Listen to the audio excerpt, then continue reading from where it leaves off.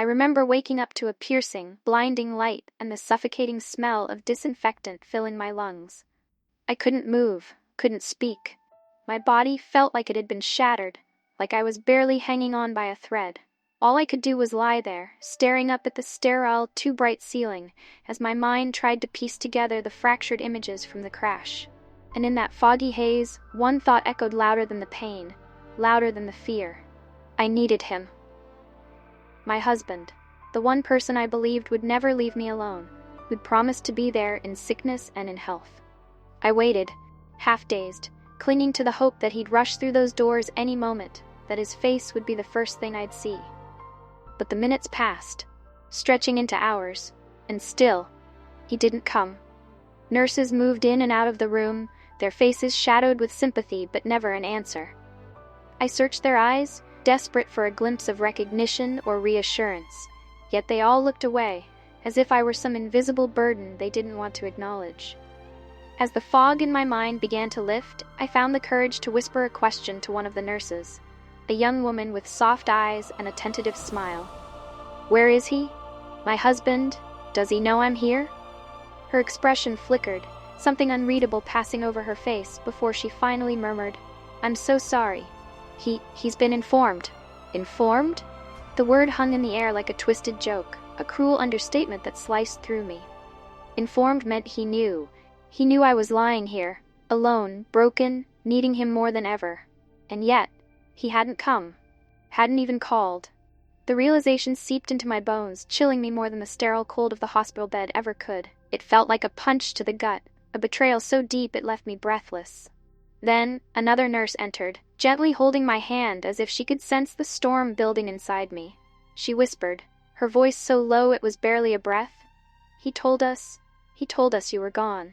I froze, the words sinking in one by one like stones thrown into still water, each one rippling out to touch every nerve, every inch of me. "Gone," he said. He told them I was dead, like I'd vanished from his life, like my existence had never mattered at all. I felt the betrayal rising, heavy and suffocating, mixing with the pain already gnawing at my body. Why would he do this? Why would the man I trusted with my life, the man who'd sworn to love me, pretend I was dead? As I lay there, alone in that hollow room, the silence pressing in, I could feel my heart breaking, piece by piece. And for the first time, I realized I wasn't just fighting to survive the accident. I was fighting to survive the person I thought would always be my safe harbor, my forever. They say love can be blinding, that it can make you see only what you want to see. And looking back, I realized that's exactly what I did. I had fallen in love with a dream, with the version of him I wanted so desperately to believe was real. He was charming, thoughtful, attentive in those early days, saying all the right things, making me feel like I was the center of his world. I remember our wedding day so vividly, the way he looked at me with a smile that promised a lifetime of love and loyalty. It felt like a fairy tale. I was convinced I had found my forever, someone who would stand by me through anything. But like all illusions, the cracks started to show, bit by bit, revealing a reality I wasn't prepared to face. At first it was subtle. A missed dinner, a canceled date. He'd brush it off with a quick apology, saying he was just busy or stressed. And I'd let it slide because I wanted to be the understanding wife, the one who didn't ask too much, who didn't demand too much of his time. But those little cracks kept growing. Soon I was spending more nights alone, sitting in our quiet home, waiting for a man who barely seemed to remember I was there. He'd come home late, always with some excuse, and I'd smile, pretending that it didn't hurt, pretending that I didn't feel like a stranger in my own marriage. The distance between us widened, and no matter how much I tried to bridge it, he seemed to pull further away. I started to feel like an afterthought in his life, a background character in the story he was living. There were times I wanted to confront him, to ask him why he no longer looked at me with that same warmth, why his eyes seemed to wander to places I couldn't follow. But I was afraid. Afraid of the answers I might get, afraid of the truth I could sense lurking beneath his empty smiles. And then there was her, a name that lingered on the edges of our conversations, someone from his past who seemed to have a hold on him that I could never break. I told myself I was imagining things, that I was being paranoid. But each time I saw her name pop up on his phone, each time he'd casually mention her, I'd feel a pang of doubt that I couldn't ignore. I tried to push those thoughts away, telling myself that love was about trust, about believing in each other even when things got hard. But deep down, a part of me knew. A part of me could see the truth that I wasn't ready to face, that he wasn't truly with me, even when he was standing right there beside me. So I stayed silent, clinging to the memories of better days, convincing myself that if I held on long enough, if I loved him hard enough, he'd come back to me. But with every passing day, that hope grew dimmer. I felt myself slipping further and further into the shadows, disappearing in a marriage that had become little more than a lonely, hollow shell. And now, lying here in this hospital bed, with the harsh reality of his betrayal bearing down on me, I realized just how long I had been alone. I'd been living in the shadows of his indifference, waiting for a love that would never come. And as painful as it was, I couldn't deny it any longer. The man I had given everything to, the man I had trusted with my heart, had chosen to leave me, first emotionally, and now, in the most brutal way possible, as if I were already gone. The days passed slowly in the hospital, each hour stretching on with a deafening, hollow silence. Every sound, every shadow reminded me of the truth I'd been forced to confront. My husband, the man I had entrusted with my heart and my life, had pretended I was dead. I was here, barely holding on, fighting to survive, while he had already buried me in his mind. It was as if he had wiped me away, erased me like some inconvenient detail in his life. I couldn't understand it, couldn't wrap my mind around how easily he'd let me go. I kept replaying moments from our life together, searching for answers, for some hidden sign that he'd been capable of this all along. Late one night, as I lay in the darkness of the hospital room, a nurse came in quietly, a sympathetic smile on her face as she checked my vitals. She must have noticed the emptiness in my eyes, the look of someone grappling with the unthinkable. She reached out, her voice soft and warm. "I know it's hard, but sometimes people show you who they are when you least expect it." Her words hit me like a wave, resonating deep within. People show you who they are. And here I was, seeing him clearly for the first time. He had shown me his true self. Not the man I'd thought I loved, but a stranger capable of walking away without a backward glance. The truth stung, leaving a bitter taste that wouldn't fade. I felt a new ache rising within me, one that went beyond heartbreak, beyond betrayal. It was the realization that I had been fighting alone for so long, believing in a love that had never really been there. And now, in the moment I needed him most, he had turned his back, writing me off as if I were nothing. I felt an anger I'd never known before, a fire igniting in a place that had been cold and empty. This wasn't just betrayal, it was abandonment, a betrayal of the promises he'd made, the life we'd built, the love I had so foolishly believed in. I clenched my fists, feeling the frustration, the hurt, the sheer disbelief boiling over. I wasn't just a victim of some tragic accident. I was a casualty of his selfishness, of his inability to love anyone beyond himself. And as the weight of that truth settled into my bones, I realized that something inside me was shifting. I wasn't the same person who had clung to him, hoping he'd come back, praying he'd choose me. That woman was gone, buried under the weight of his indifference, his abandonment. No, I was someone different now, someone stronger, someone who had looked into the eyes of betrayal and survived. I was alive, and despite everything he had done, despite the pain, I was still here. And I made a promise to myself in that quiet, dark hospital room. I would rise from this. I would rise above the hurt, above his betrayal, and find a way to reclaim the life he had tried to take from me. I would not let him bury me. As the days passed, I felt a strange calm settle over me, like the stillness after a storm. I was still piecing myself back together, my body healing from the trauma of the accident, but something inside me had shifted. It was as if a weight I hadn't even realized I was carrying had lifted, a veil of denial finally torn away. The nurses would come in, offering small reassurances, their sympathetic glances both comforting and stinging. They didn't know my story, didn't know the man who was supposed to be here with me, who should have been by my side. To them, I was just another patient, another soul caught in the aftermath of tragedy. But to me, this was something more. It was my chance to finally see my life, my worth with clarity. In the quiet hours of the night, I would lie there, looking at the ceiling, reflecting on every sacrifice, every moment I'd waited and hoped and given without question. I realized how deeply I had compromised myself, how much of myself I had lost in a marriage that had never been whole. And with each passing day, I felt that version of me slipping away, replaced by a strength I hadn't known was possible. I began to think of the future. Not the future I'd once envisioned with him, but a new one where I could stand on my own, free from his shadow. It was terrifying and thrilling all at once. The more I thought about it, the more I knew that I had to reclaim my life, to take back everything I had given away so willingly.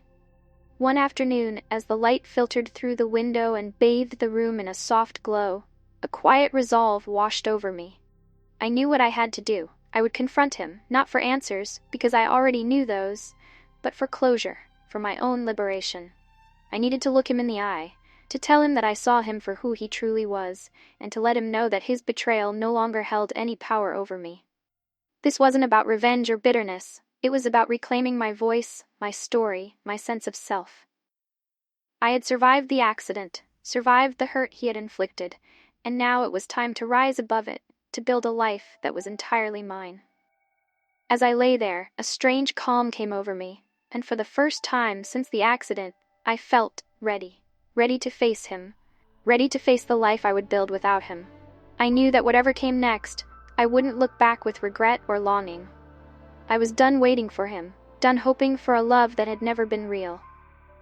With this resolve firmly in place, I closed my eyes, letting the calmness seep in, knowing that I was no longer the woman who had once needed him. I was someone new, someone unbreakable. The day finally came when I was discharged from the hospital, my body still healing, but my mind sharper, clearer than it had ever been. I knew what I needed to do. I was ready to face him, not as the broken woman he'd left behind, but as someone who had found a strength far greater than any betrayal he could inflict.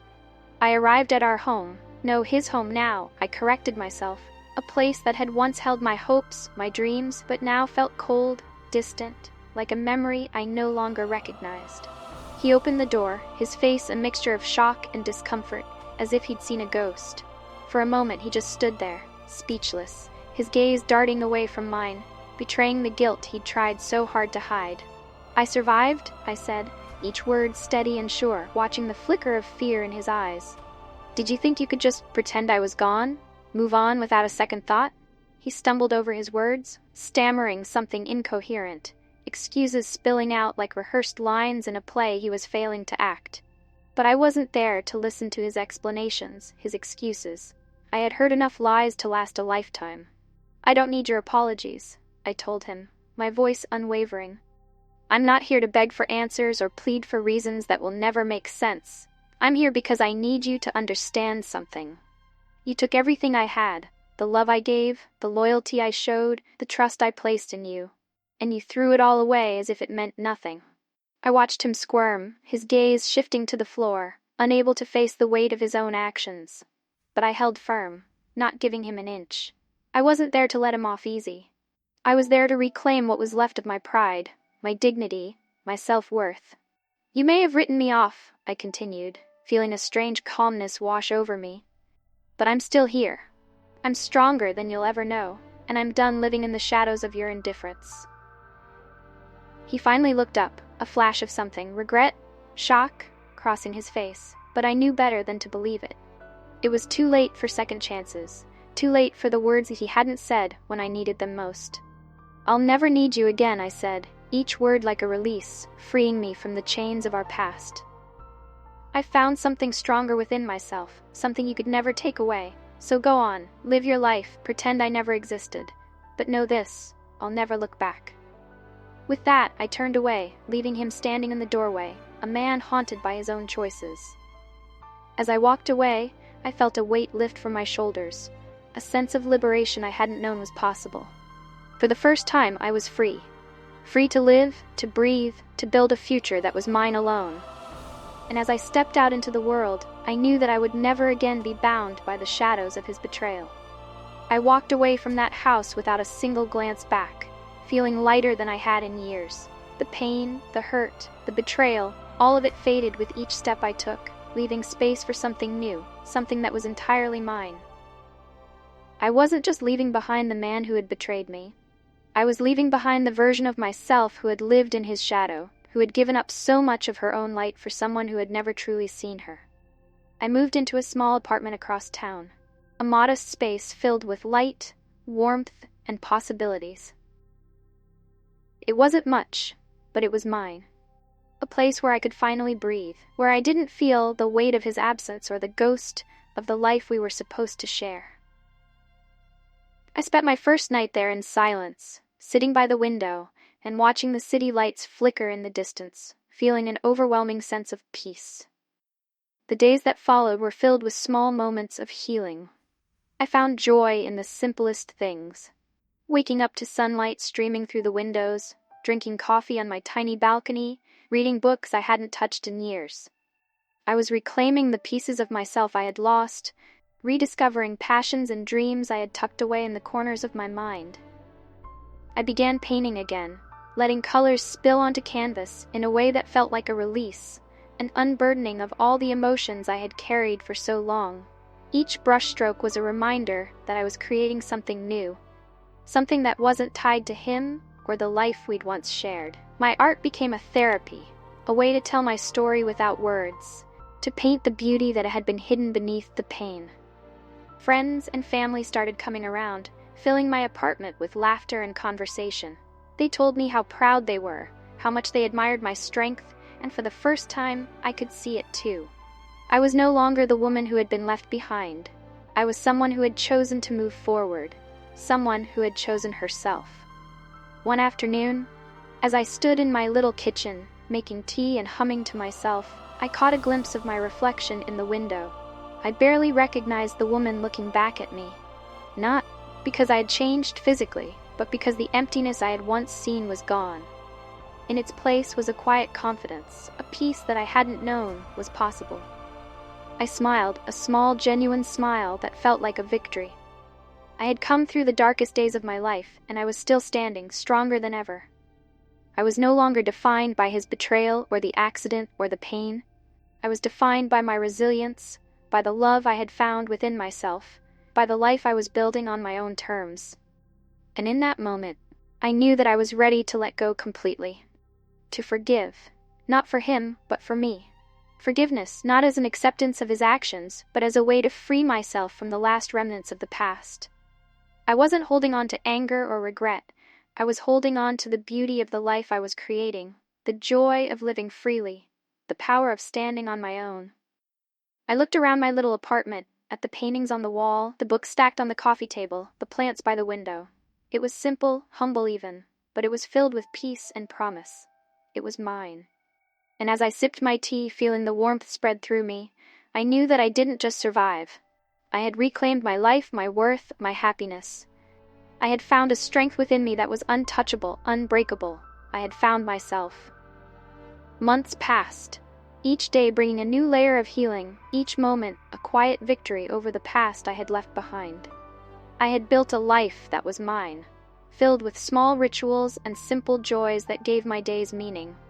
The pain that had once felt so overwhelming had softened into a distant memory, a reminder of what I had survived, but no longer something that held any power over me. I found myself reflecting on the journey that had brought me here, the accident, the betrayal, the darkness that had once felt inescapable. It was strange, almost surreal, to think about how much had changed, how much I had changed. The woman I was before, the one who had loved him so fiercely, who had sacrificed so much. She felt like a different person, a version of me that I had grown beyond. One quiet afternoon, as I sat by the window watching the world move around me, I felt a sense of gratitude settle into my heart. Gratitude not for the hurt, not for the betrayal, but for the strength I had discovered within myself, the resilience that had carried me through the darkest nights. I had learned to stand on my own, to find peace in solitude, to create a life that wasn't defined by anyone else's love or approval. And in that peace, I found something even more precious, a deep, unshakable sense of self-worth. I no longer needed validation from someone who couldn't see my value. I no longer waited for anyone to choose me. or stay beside me. I had chosen myself, and that was more fulfilling than any promise he could have ever made. I thought about him sometimes, wondered if he ever regretted his choices, if he ever thought about the life he had let go. But those thoughts were fleeting, like passing shadows that couldn't linger in the light I had found. I didn't need his remorse or his apologies to find closure. I had made peace with the past on my own. I had forgiven, not because he deserved it, but because I deserved to live free from the weight of resentment. As the seasons changed, I continued to rebuild, to grow, to create. My art flourished, each piece a reflection of the journey I had traveled, of the woman I had become. I filled my home with colors and textures that brought me joy, surrounded myself with friends who lifted me up, created routines that nourished my soul. My life wasn't extravagant or extraordinary, but it was mine, and that made it beautiful. One evening, as the sun set, casting a warm, golden glow over everything, I stood on my little balcony, a quiet smile spreading across my face. I thought about the future, not with fear or uncertainty, but with excitement. I had survived, I had healed, and I was ready for whatever came next. I looked up at the sky, the colors fading into twilight, and whispered a promise to myself, a vow that I would carry with me forever. I will never let anyone define my worth. I will never give up my light for someone who can't see it. I will live my life fully, freely, without regret. And as I closed my eyes, breathing in the cool evening air, I felt an overwhelming sense of peace, a peace that I had earned, a peace that was mine alone. I had risen from the ashes, stronger, wiser, unbreakable. I was free, and I would never look back. This was my life, my story, my beginning, and I was ready for every beautiful moment that lay ahead.